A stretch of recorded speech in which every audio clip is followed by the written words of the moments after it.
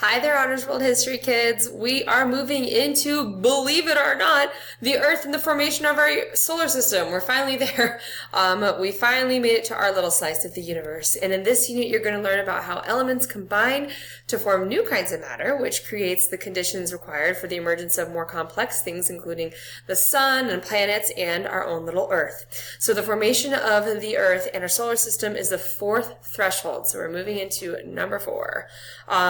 And of increasing complexity in this course. And you're going to learn what the young Earth was like, which was not really great in terms of hospitableness.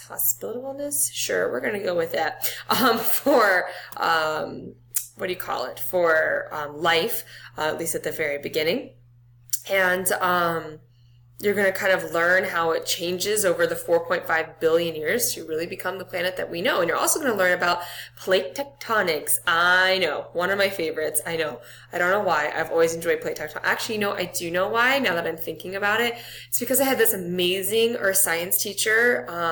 Believe it or in the Paradise Valley Unified School District, you took earth science as freshmen. Sorry, I'm going to go backwards here. Earth science as freshmen, and then you had bio, and then you had chem, or you could take astronomy. I have no clue if it's like that anymore, but when I was in high school many moons ago, and my earth science honors teacher was so interested in plate tectonics and the idea of she loved volcanoes and things like that. So it was just, in fact, she retired and went to go work for the USGS. Can you believe it?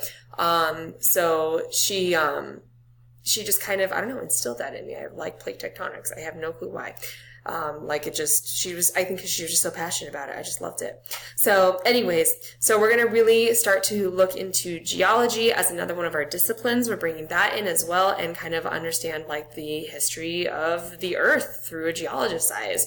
So our driving question in this unit is how and why do theories become generally accepted? You have your learning outcomes there as well. And as always, make sure you are letting me know if you have any questions, okay? Thanks so much, guys.